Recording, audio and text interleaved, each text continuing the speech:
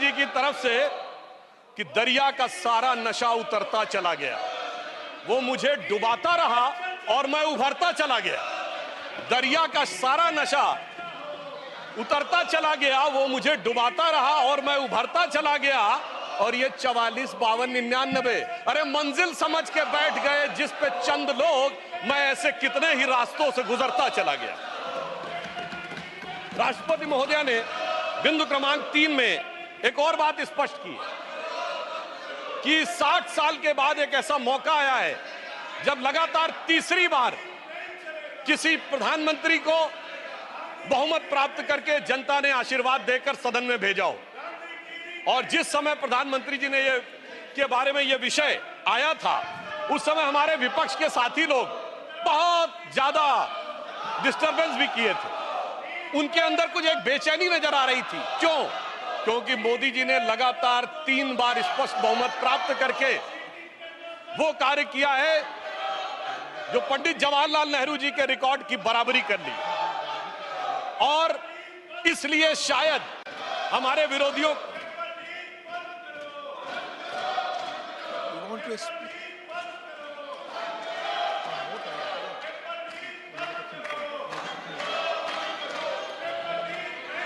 माननीय सुधांशु जी, माननीय HD देवगौड़ा जी ex prime minister कुछ बोलना चाहते हैं, अगर आप समय उन्हें बीच में दे सकते हैं। जी जी, honourable HD Deve Gowda sir, I have got the highest regard. All our senior members wants to raise the issue of the NEET. What has happened? Lakhs and lakhs of students are suffering in the country. Please, I have no objection. But the point is, the government has already taken the decision and order for a CBI inquiry. The inquiry has not been completed. In 2-3 states, they have arrested the people who are responsible for this type of damage. Sir, please, sir, I am sitting in this house. I don't want to take sides. But so far as the NEET examination is concerned, what has happened? Yes, I do agree. You can't fix the responsibility because there are thousands of examiners in the whole country. Is it so easy to fix the responsibility on an individual? The examination has, of course, it has gone wrong. And the government has taken the decision. It is the right decision. The concerned minister, the concerned minister has taken the decision. Till the inquiry is completed, you can't. Till the inquiry is completed, you can't take responsibility and damage the image of the government. I don't agree. We have got sufficient scope to debate on the issue of on the President address. On the President address we can discuss. But this is not the way. Unless and until the inquiry is completed, you can't fix the responsibility. I am not going to take sides. But the way in which our all elders, they are all senior leaders, they are all mature leaders. I don't know. When the inquiry is going on, how can they go on attacking the government? This is not the way. I only appeal to all mature leaders, senior leaders. Please, knowing full well, you know, the entire issue, I only appeal to you not to say unnecessary, try to blame the government. The government has done its duty and the inquiry is going on. Till the inquiry report comes, the minister, the HRD minister cannot take any decision or the government cannot take any decision till the inquiry is completed and the culprit is known, then only we can discuss about the concerned person who is responsible. I make an appeal to all these members to see that let the house go smoothly. That's all, sir, what I can appeal. Ex prime minister बहुत matured माननीय देवगौड़ा जी देश के बड़े सम्मानित नेता हैं, उन्होंने जो कहा आपने सुना। प्लीज माननीय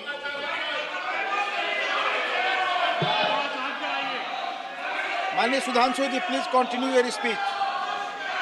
सभापति महोदय, अभी इस सदन के सबसे वरिष्ठ सदस्य, वयोवृद्ध नेता, पूर्व प्रधानमंत्री आदरणीय एचडी देवगौड़ा जी ने जो विचार कहे, बड़े दुख का विषय है कि 21 घंटे का समय आवंटित होने के बावजूद, सबसे वरिष्ठ सदस्य के द्वारा यह अनुरोध करने के बावजूद जिस प्रकार का आचरण दिखाया जा रहा है, इससे साफ समझ में आता है सभापति महोदय कि इनका उद्देश्य सवाल का जवाब और जवाब के सवाल में नहीं है, इनका उद्देश्य बवाल में अधिक दिखाई पड़ रहा है। इसलिए ये अपोजिशन की इस नियत को भी स्पष्ट करता है।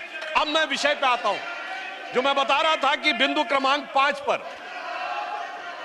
राष्ट्रपति महोदया ने कहा कि यह देश के इतिहास में 60 साल के बाद यह पहली बार एक घटना हुई है जब लगातार 3 बार किसी प्रधानमंत्री को स्पष्ट बहुमत प्राप्त किया हो। और जिस समय महामहिम राष्ट्रपति महोदया ने यह शब्द बोला था, हम सबको ध्यान है, सबसे अनेक विपक्षी सदस्यों ने अपनी अपनी सीट पर आवाजें करते हुए इसका प्रतिवाद किया था। संभवतः उनके मन में इस बात के लिए स्वीकार्यता नहीं हो पा रही थी कि यह कैसे हो गया कि लगातार तीसरी बार मोदी जी के नेतृत्व में भारत की जनता ने स्पष्ट जनादेश दिया और पंडित जवाहरलाल नेहरू जी का वो रिकॉर्ड जिसके ऊपर वो बहुत इतराते थे, उसकी बराबरी हो गई। मगर हमारे बहुत से विपक्षी सदस्य कहते हैं कि साहब नेहरू जी की बराबरी तो मोदी जी से नहीं हो सकती। तो सभापति महोदय, मैं आपके माध्यम से कहना चाहता हूं कि तीसरी बार मोदी जी चुन के आए हैं और ये मैं भी मानता हूं कि नेहरू जी और मोदी जी में बराबरी नहीं हो सकती, इसलिए तीसरी बार आने पे मैं सिर्फ 3 बिंदु दूंगा जिस पर हम मानते हैं कि नेहरू जी और मोदी जी की बराबरी नहीं हो सकती। नंबर 1, जब मोदी जी इस देश के प्रधानमंत्री के कैंडिडेट चुने जाने थे, सभापति महोदय, मुझे आज तक याद है 13 सितंबर 2013 शाम 6 बजे भाजपा की पार्लियामेंट्री बोर्ड की बैठक होनी थी और मोदी जी स्वयं उसके मेंबर थे, मगर उन्होंने कहा मैं उस बैठक में नहीं आऊंगा जिसमें मेरे बारे में विचार हो रहा हो। यह होता है नैतिकता के आधार के ऊपर निर्णय।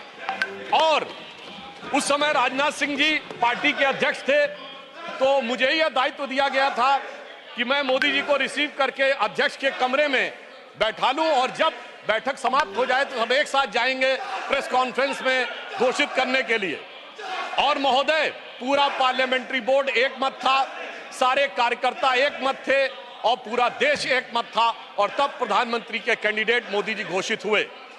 उधर पंडित जवाहरलाल नेहरू जब कैबिनेट मिशन प्लान के तहत 26 अप्रैल 1946 को कांग्रेस का नया अध्यक्ष चुना जाना था और उसके लिए कांग्रेस वर्किंग कमेटी की बैठक होनी थी और 20 अप्रैल को मौलाना आजाद को गांधी जी ने लेटर लिखा कि आप अपना नामांकन वापस ले लीजिए और मैं चाहता हूं कि नेहरू जी प्रधानमंत्री बने। परंतु इसके बावजूद उस बैठक के अंदर क्या हुआ, इसका रिकॉर्ड आचार्य कृपलानी ने अपनी किताब Gandhi his life and thought, Maulana Azad ने अपनी किताब India wins freedom, Rajmohan Gandhi ने अपनी किताब सरदार पटेल और उस समय के सबसे प्रख्यात पत्रकार दुर्गादास ने अपनी किताब India from Curzon to Nehru and thereafter में लिखा है कि 1 वोट मिला पट्टाभी रमैया को और शायद 1 या 2 वोट मिले आचार्य कृपलानी को, शेष सारे वोट मिले सरदार पटेल को और 0 वोट मिले जवाहरलाल नेहरू जी को।